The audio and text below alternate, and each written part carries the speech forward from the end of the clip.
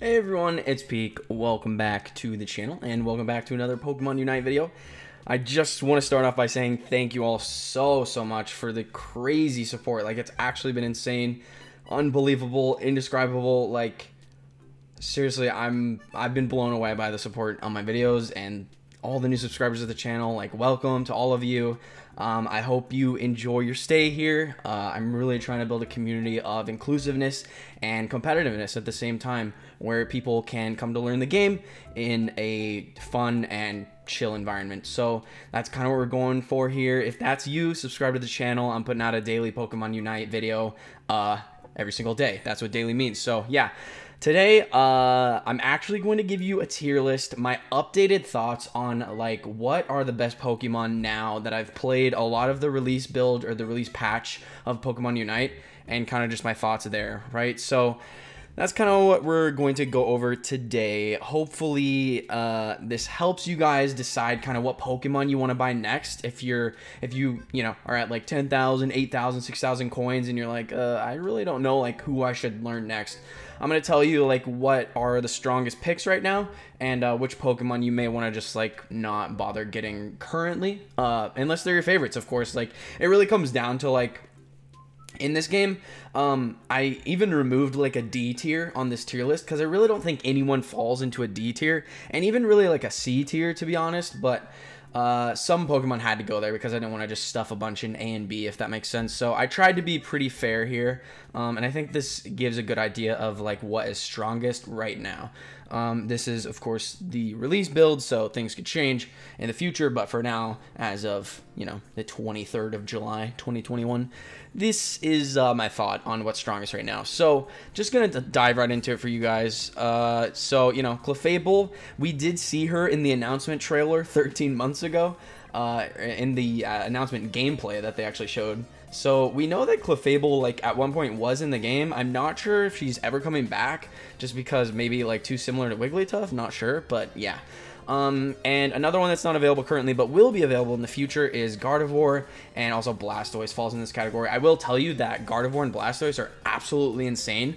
So actually, what I would recommend, if either of those characters interest you in any way, if you're fans of them or whatever, like, start saving your coins now, because they'll probably be like 10,000, 8,000 coins-ish to buy, I would imagine. So you're definitely going to want to do that. So quick tip for you there.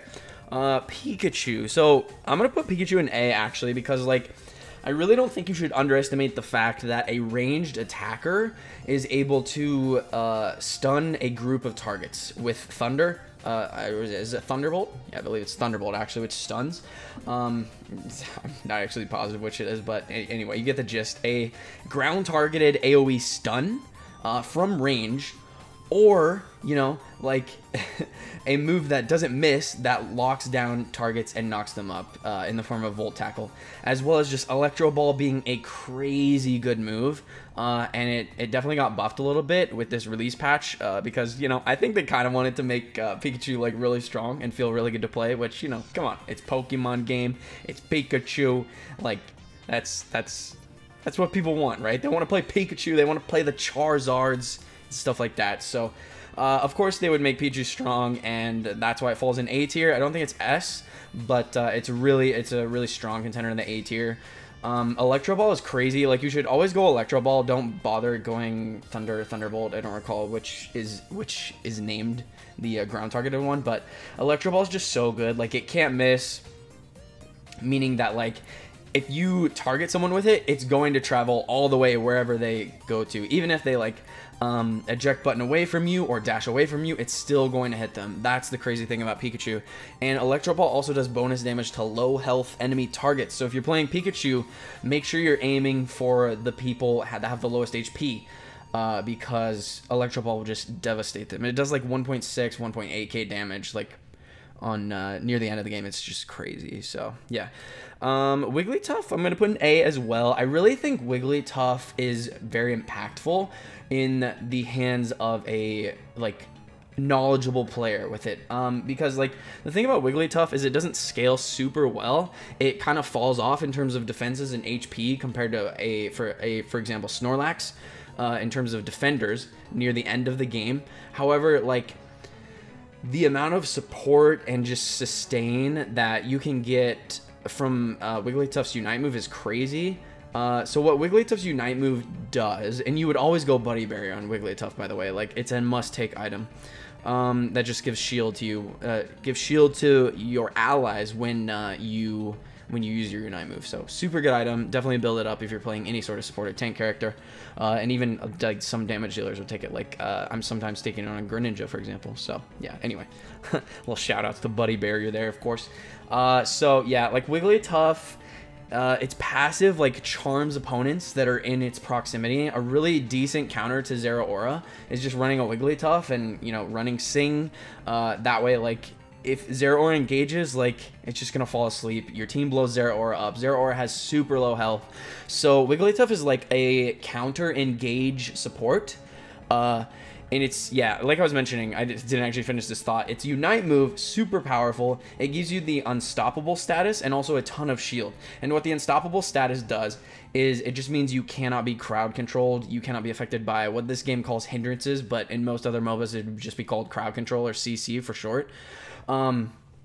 Yeah, so it like makes you immune to all hindrances, all crowd control. So you can't be stunned, you can't be frozen by Alola Ninetales, you can't be stunned by Pikachu, you can't be knocked up. Like all this good stuff comes from the Unstoppable status, and it gives it to your whole team that's around you in an area, and a ton of shield as well. So yeah, like Wigglytuff, just like if the enemy team comp is diving you, having a Wigglytuff is honestly even better. No, debatable actually, a little bit better than probably having a Eldegoss, just because of the sheer counter engage potential that being immune to CC can give you. That's something Eldegoss can't do, you know. It really just gives shields, whereas Wigglytuff actually makes your allies and yourself immune to crowd control. So pretty solid pick, I think. Okay, Cinderace. Still A. I put it A in my competitive tier list as well that I made like last week. But you know, you guys wanted a new one with the current things, and some stuff did change, so I figured why not just make another one, give people what they want. If you guys do have any video ideas of like things you want to see, definitely let me know in the comments. I do read each one. I'm not like always able to respond to each one, but I tried to here and there throw you guys some shout outs if you say something really nice. So I appreciate everyone being so nice to me. It's just great having you guys support. So yeah, Cinderace is really strong, just the best hyper scaling Pokemon in the game. Like a level 15 Cinderace is just ripping apart teams no matter what happens. And Cinderace pairs really well with Eldegoss. So like if you and a friend are looking to get into this game and you like ranged attackers and your friend like support style characters, then like if you just duo queue as Eldegoss Cinderace, I guarantee you're gonna get quite a few wins. So it's just a really potent Pokemon. I don't think I need to go too much in depth about it because I have a lot of videos of Cinderace on my channel already and plenty more to come. So I'm just gonna leave it in A and let you know that. Cramorant, I'm gonna put in B. It's pretty good. I just don't think it offers as much team utility, which in this game is super important, that you are just like constantly able to offer your team something. I mean, Cramorant does displace enemies with its Surf, which is the move I would recommend going on it. I don't really like Dive because there's no reason to like run an assassin style build on Cramorant. Like there are just better Pokemon for that, I think. Even though its Unite move is amazing, you can definitely whiff it just by setting it up in the wrong place. And yeah, Cramorant has some issues that don't make it as consistent as like, let's say a Cinderace, which is why like even though it's good, it goes in B tier. So that's where I'm putting it there. Gengar, I'm actually gonna put in A because it's kind of crazy. Gengar's numbers seem to have been buffed like a lot, and the build where you go Hex. I believe it's Hex Dream Eater or Hex Sludge Bomb. I think it's Hex Dream Eater. But I mean, the second move just kind of depends. But like Hex is crazy. It gives you invulnerability frames, which means like you kind of like disappear into the void briefly every time you're attacking with this move. And it's just ridiculous, dude. Like, it's so good. So like, and the thing about Gengar, I will say this, that it's similar to Greninja, where like you need to know what you're doing on the character to like unleash its full potential. Like, you need to understand the kit of Gengar and how you manipulate your resets, how you do all this stuff. And like, I definitely don't have enough playtime on Gengar to like do that stuff yet. But if you were like a super big fan of Gengar and you like assassin type mage, just burst damage, huge heavy burst damage characters, then Gengar would be a solid solid Pokemon for you to buy next, and just like put a bunch of games in, put a lot of practice in, and eventually you'll get to the point where you're just like shredding teams as Gengar. I think Gengar is actually really, really good. And I actually probably think he offers more to a team than an Absol. Yeah, there I said it. So anyways, now moving on, Snorlax is going to go in S tier. The best defender in the game. The block ability, which is where he holds up the wall and can just like push the enemies around, is just, it's too good, frankly. You can also push Rotom away from a goal that it's about to be scored on. Like, this thing is just amazing. Body Slam is amazing. A ground targeted knock up jump that you like can actually engage with. And Snorlax's Unite move is incredible. So it's just the best defender. If you want to play defender style roles, definitely look into Snorlax. If that playstyle fits you. Of course, there are other defenders, and we'll talk about them. One is going to be Crustle, who unfortunately I will have to like put down here in the C tier. Again, not necessarily a bad Pokemon in the C tier, but just like not as good as like the other picks. So like my recommended build for Crustle is just going to be Shell Smash X Scissor. It's just super good. It does a lot of damage. It brings a lot of like chase and combo potential to your team. The ability to stun people if you knock them into walls is great. Rock Tomb is like, it can be clutch sometimes, but it's not as consistent as like Shell Smash, which is like a 4.5 second cooldown. It's just ridiculous, dude. I'm not sure why I keep referring to you all collectively as dude. Everyone is welcome here. I just say that a lot. It's my thing. All right, so Talonflame, gonna put in C. Yo, move. Crustle? Okay, there you go. I think he's a little better than Crustle. That's why I'm gonna put him there. So Talonflame's pretty good. It, like, again, like, it's another C tier that I think is good, but they're just better options. Like, Talonflame is super squishy. That's the main issue with it. And unlike Zera Aura, who shares the same level of squishiness, Talonflame really just has no way to sustain itself up and heal without just, like, going back or taking berries or knocking out wild Pokemon. So it just doesn't feel as impactful in the current patch. So that's my thoughts on that. Alolan Ninetales, S tier, baby. This thing is so good. I would definitely recommend Dazzling Gleam. I think the stun is really good. Like, Avalanche can be funny sometimes, but I think you'll probably get more use out of Dazzling Gleam. The ability to just stun people in front of you in a cone, albeit a very small range cone, so you really have to like be sure it's going to hit. It's just super good. Like, you kind of have to take it. And then for the second move, like Blizzard or Aurora Veil, it doesn't really matter what you go. It's just kind of personal preference, or depending on the game, what you think your role is going to be. If you think you're going to be just like hard holding a point the entire game while your team is able to roam as 4 and take objectives and stuff, then go Aurora Veil so you can get the reduced damage as well as the empowered auto attacks.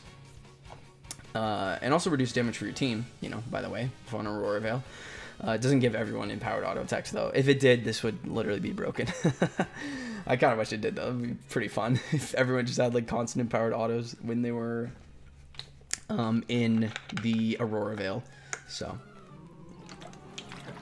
sorry, I've been talking a lot today because I streamed a lot. If you haven't followed me already on Twitch, go follow me on Twitch. The link's in the description. I will be live streaming there from time to time. Not every day, like the videos, but yeah. So, yeah, I mean, Alola Knight is just super impactful. Great holder of points, and great, like, again, it's the same sort of thing as Wigglytuff, but Ninetales just does amazingly well. I would say, like, you should use Alola Ninetales' Unite move as, like, a counter engage as well, like defensive ulting. If a team is diving you, like, use your Unite move on Alola Ninetales, get the giant freeze damage off on everyone, and just kind of, like, kite back until your team can kind of help you out, so that's kind of how I'd play Alola Ninetales. Okay, so Garchomp, I'm gonna put in B tier. It's you know, like, it's impactful. Garchomp does crazy damage. I think on a target dummy, Garchomp would do the most damage per second, if, you know, that was what mattered in this game. However, like, there's more to the game than just damage per second, and I think Garchomp's need to get all the way up to its evolved form at, what is it, level 11, I believe? Is that right? Level 10, excuse me. Level 10 to evolve, like, that's honestly so rough.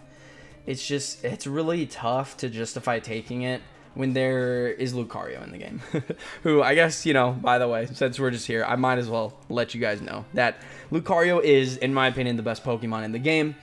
And it also probably, I don't know, it's kind of a tie between Greninja and this, but, and maybe even Cramorant, in terms of, like, playtime invested in the Pokemon and the results that you get because you know it so well. So the more you know about Lucario and the more you understand about its kit and how you can reset its abilities by activating different things as you're attacking on it, like, it's just huge. Like, Lucario is so versatile and is strong literally throughout the entirety of the game.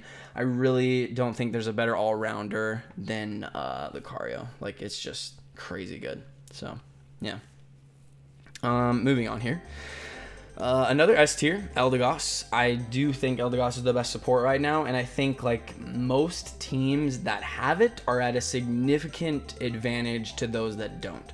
So if you don't have an Eldegoss, you're missing out on probably, like, so if an Eldegoss shields its entire team at the end of the game in a Zapdos fight, just with its Cotton Guard alone, you're giving probably like 800 times 5 players. That's like 4,000 extra health that the enemy team has to shred through in order to actually knock out your team, which is probably really not going to happen that many times that they're going to have that damage output. And again, just like Eldegoss is strong throughout the entire game.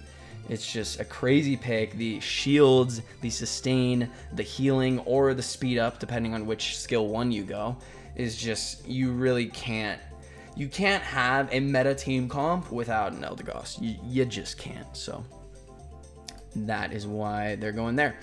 So Absol falls in B tier. Again, like, it's weird, but I actually think Gengar is a better, like, assassin than Absol. Gengar just having all these, like, invulnerability frames on its abilities, whereas Absol is pretty much always targetable, except for in its Unite move. I think Absol's Unite move is actually insanely good.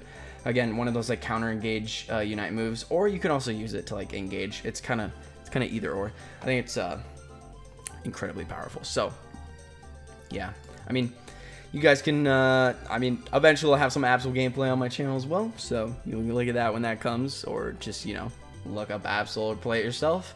I think it's strong. Like, B tier should not be slept on. C tier should not be slept on. I think all these Pokemon definitely have their place, and yeah, I just, like, had to put them into tiers, you know, like, that's what this video is about. So yeah. Anyway, moving on. I'm gonna put Mr. Mime in B. The thing about Mr. Mime is normally it would go in C in the Japanese network test, but, like, with this new patch, they buffed the damage so much. It's still, like, not a great character, which I guess should probably, like, put it in C, because, I mean, honestly, like, I would take a Crustle over Mr. Mime most of the time. However, like, a good Mr. Mime, I'm working on the assumption here that, like, you are a very skilled player with this Pokemon. Because, like, this is the next character you want to buy, right? This is the next character you want to buy, the next character you want to invest a lot of time into. So I really think if you're good with Mr. Mime, you can actually do quite a lot with it. And it with the buffed damage that it has, it actually kind of messes people up. So keep that in mind for sure. So Venusaur is gonna go in C, and I hesitate to do that because I do think Venusaur is quite good. It has strengths unlike any other attacker. Like, Petal Dance and Giga Drain allows you to just, like, sustain forever. The amount of times I've been, like, super trolled by thinking that I'm about to knock out a Venusaur, but I end up being killed myself. It just, like, it shocks you sometimes, the way that Venusaur can just, like, turn a fight around. So yeah, like, It's a strong pick, and if you love Venusaur, like, you should try it, because I think, like, in good hands, Venusaur definitely, like, hops up to, like, B tier, so I guess this tier list really isn't fair. I'll throw it in B tier. You know what? I'm gonna do that for you all. I'm gonna put Venusaur in B tier. I think it actually deserves it, so I'm gonna put, well, if I'm putting Greninja in B tier, then, yeah. I don't know. Yeah, I mean, I think they belong in the same tier, so... Greninja is a very complex Pokemon. If you haven't seen my 27-minute guide and walkthrough of, like, every interaction on Greninja's kit, then definitely go look at that. It's on my channel. Just look for the giant Greninja thumbnail. It's also on the front page of my channel if you just click my name there. Yeah, I think Greninja, like, I put him at the top of the B tier because he's floating into A, but I think Cinderace and Pikachu just provide more for the team. However, like, Greninja's 1v5 potential is actually out of this world, which is why I actually really enjoy playing it, because you can turn a fight around. Like, similar to Venusaur, like, you are so, like, deceiving as Greninja. If you're low health, you can still do so much. And Kite, meaning when I say kite, I mean, like, you're basically getting gap or getting distance from the enemy Pokemon while also kind of, like, still kind of doing damage to them and harassing them with, like, your water shurikens and stuff like that and auto attacks. So, yeah, Greninja is just, like, the absolute best at that in this game. And, yeah, you can turn around so many, like, unfavorable engagements that you're having on the map. So, Greninja's super good. Check out my guide if you haven't. I'm not anymore, but I was the rank 1 Greninja for a while, but my win rate has suffered a little bit since I've been solo queuing in ranked, so, you know, but I'm still up there on the leaderboard, of the Greninja leaderboard, so, you know, we're doing fine. I'm still in top 10, I'm pretty sure. So, and again, those things don't really matter. I know Greninja super well. You can trust me on that one Pokemon for sure. I played so much of it. So, Machamp, I'm going to put in C. You know what? No, I'm putting it in A. I don't even know why I put it there. I'm pretty sure I wasn't even paying attention when I was thinking about it. But I'm going to put Machamp in A. Submission is crazy. The ability to run at someone, pick them up, and suplex them behind you so your enemy team can burst them down is honestly ridiculous. I think if you are wanting to start learning how to jungle, Machamp is a solid pick to learn how to jungle, because and by jungle I mean just, like, take the different buffs and the different core fish that are in the middle of your map, like in the grass or in the dirt, depending on which side of the map you're on. It does change. And yeah, like, Machamp is just a solid pick. So if you're wanting to buy a new character and you're like, I don't know what to get, but you want to try out jungling, definitely take Machamp. It's super powerful. And I want to put Charizard in C. I just think, like, there's better options. Like, there's Machamp, there's Lucario, who's similar to this. There's Greninja, kind of fills the same role as well. I don't know. Like, a fed Charizard is really strong, and it gets its Unite move a lot. Way more than most other Pokemon in the game. And there's something to be said for that. But I just don't think that Charizard brings as much to the table as the other Pokemon above it in S tier, A tier, and B tier. So I'm gonna keep it in C for now. So Slowbro, I'm gonna put in A. I really think Slowbro is impactful. Surf is such a good move, and Telekinesis is fun, but I don't think it's as good as being able to heal up and just get extra defenses off of Amnesia. So I think you should pretty much go Surf Amnesia all the time with Slowbro. Scald is just not a super good move. Surf is one of the best moves in the game, probably top 5. So, like, if you're just looking at a list of moves that all the Pokemon can use, like, Slowbro's Surf is nuts. So, yeah, A tier for sure. And what do you know? Last but not least, certainly not least, is Zera Aura in the S tier. I think right now, Zera Aura being a new Pokemon, you know, there's a lot of hype around it, and also it seems that they may have slightly overtuned Zera Aura. However, I do think it's very counterable. I do think you can shut it down quite easily. It's one of the squishiest Pokemon in the game. I think it has one of the lowest health pools as well out of all the Pokemon. and that is just because it does so much. Like, it heals off of its auto attacks. It just does such insane damage with its Unite move, with all of its abilities. It has a ton of iframes on Wild Charge, I believe it's called. It's just, this Pokemon is crazy. I know, so everyone got it for free, so this doesn't really apply to like, oh, this is what you should buy next in terms of the Pokemon. But if you're trying to find a Pokemon to make an impact, Zera Aura is definitely it right now. I do think they will probably nerf it a little bit. We'll see. I don't know how keen they are on doing balance patches right away, but my thought is it feels a little overtuned. Not a lot, but like to the point where you know, it can get frustrating to play against when a Zera Aura 1v3s you 2 levels down from your team, just because it gets so much lifesteal off of its auto attacks and so many invincibility frames from its moves. So yeah, it's a really strong Pokemon. Definitely try it out if you haven't. So yeah.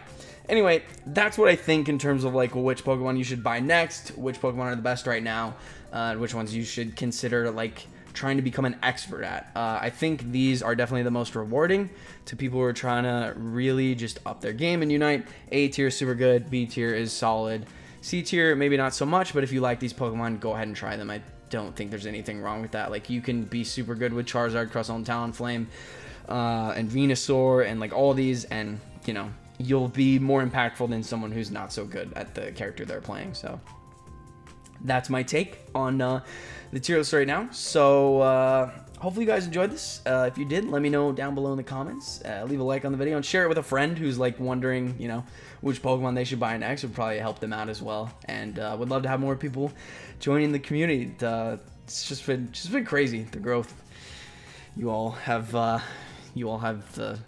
initiated on this channel, and I really hope to see it continue, and I will keep pushing out these daily videos for you guys so you know more about the game and that we can all just enjoy Unite a lot more together. So until next time, thank you so much for watching, and I'll see you in the next one. Peace out.